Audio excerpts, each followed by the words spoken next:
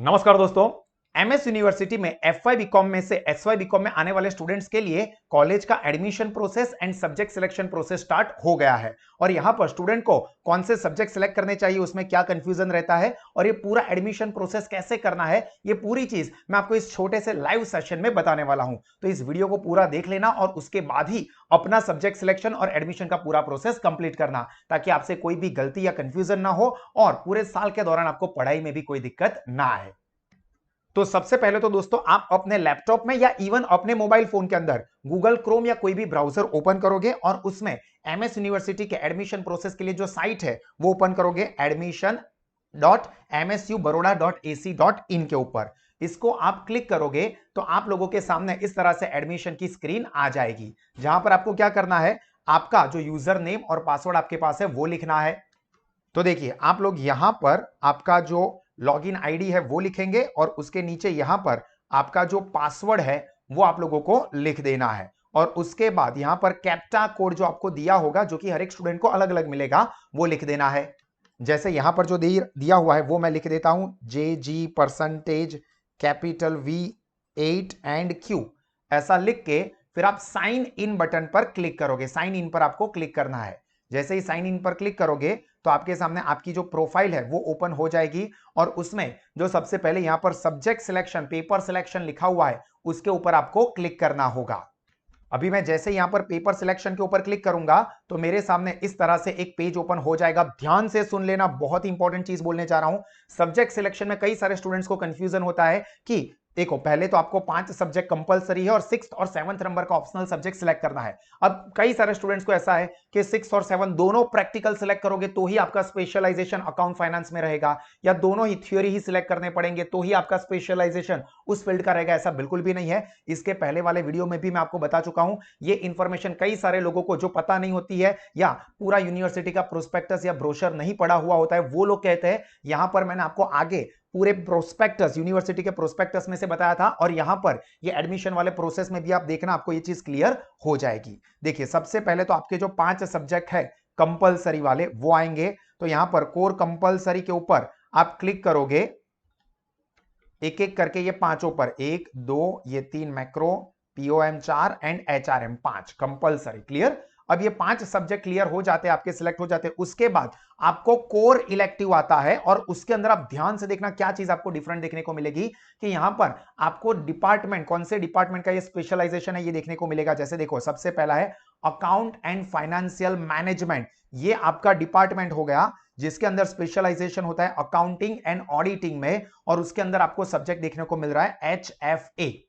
ठीक है? उसके नीचे फिर बैंकिंग एंड इंश्योरेंस में आपको करना है, तो स्पेशलाइजेशन आपका माना जाएगा बैंकिंग एंड इंश्योरेंस। डिपार्टमेंट हो गया बैंकिंग एंड इंश्योरेंस और स्पेशलाइजेशन आपका होगा बैंकिंग एंड इंश्योरेंस में, जिसके नीचे सब्जेक्ट आपको दिया है इंडियन बैंकिंग। उसी तरह से बिजनेस इकोनॉमिक्स डिपार्टमेंट के अंदर स्पेशलाइजेशन आपको करना है फाइनेंशियल इकोनॉमिक्स में, तो आपको fundamentals of financial economics select करना है। मतलब यहां पर आपको स्पेशलाइजेशन का नाम दिया है और उसके नीचे सब्जेक्ट का नाम दिया है। जैसे मेजॉरिटी स्टूडेंट्स जो हायर फाइनेंशियल अकाउंटिंग सिलेक्ट करते हैं क्योंकि उनको आगे चल के अकाउंट फाइनेंस में, जिसमें ऑब्वियसली स्कोप भी ज्यादा होता है, तो ये सिलेक्ट करते हैं। तो ये सिलेक्ट कर लेना है HFA, ये आपका 6th नंबर का सब्जेक्ट होगा। उसके बाद आप नीचे आओगे तो यहां पर देखो इंटरडिसिप्लिनरी सब्जेक्ट का नाम दिया हुआ है। अभी इंटरडिसिप्लिनरी सब्जेक्ट के अंदर आपको बहुत सारा लिस्ट दिया है, जैसे कि bank credit, corporative movement in India, cooperative movement in India, या regression analysis and sampling, business maths. उसमें कहीं पर भी देखो क्या आप लोगों को कोई स्पेशलाइजेशन नाम दिया है। जैसे यहां पर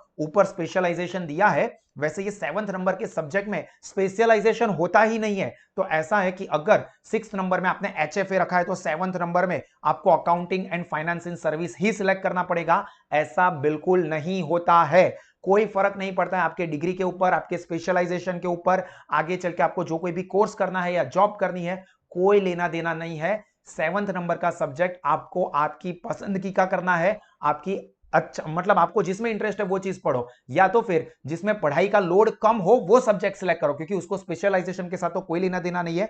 तो यहां पर मैं सजेस्ट करता हूं स्टूडेंट्स को कि आप बिजनेस एथिक्स जो लास्ट सब्जेक्ट है वो सिलेक्ट करो। एएफएस आप चाहो तो भी कर सकते हो, कोई दिक्कत की बात नहीं है। हाँ, ये सोच के मत करना कि एचएफए मैंने किया है ना तो एएफएस करना ही पड़ेगा तो ही मेरा स्पेशलाइजेशन अकाउंट फाइनेंस में होता है, ऐसा बिल्कुल भी नहीं है। 6th नंबर से आपका जो स्पेशलाइजेशन होता है वो डिसाइड होता है, ना कि 7th नंबर के सब्जेक्ट में। तो 7th नंबर का सब्जेक्ट आप कोई भी सिलेक्ट करो। अब मैं क्यों बिजनेस एथिक्स सजेस्ट कर रहा हूं, क्योंकि देखो आप चौथा वाला एएफएसबी अकाउंट सिलेक्ट करोगे तो आपके ऊपर 4 अकाउंट का लोड बढ़ जाएगा।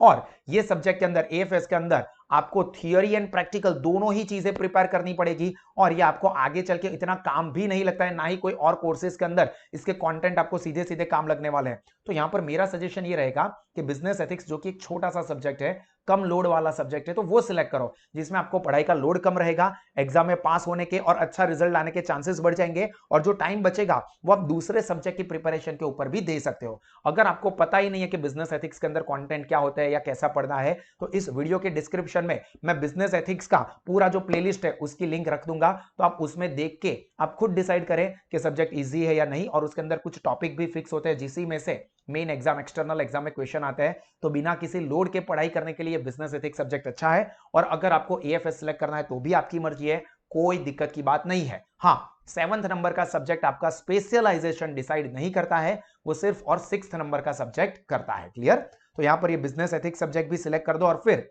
जो प्रोसीड का बटन है उस पर क्लिक करो नीचे। तो आपके सामने ये आपने जो सब्जेक्ट सिलेक्ट किया उसका लिस्ट आ जाएगा, उसको एक बार वेरीफाई कर लो कि DT, cost, microeconomics, POM, HRM, HFA and business ethics confirm, तो उसके ऊपर क्लिक कर दो कंफर्म, और फिर आगे बढ़ो। कंफर्म पर क्लिक करने के बाद राइट साइड पर कंफर्म अगेन क्लिक कर दोगे, और यहां पर ओके, ये ओके। तो अभी आपको सेमेस्टर नंबर 4 के सब्जेक्ट सिलेक्ट करने आएंगे, जिसमें भी पहले जो 5 सब्जेक्ट है वो तो कंपलसरी ही रहेंगे। तो देखो ये 5 सब्जेक्ट मैं क्विकली सिलेक्ट कर देता हूं, 1 2 3 4 5।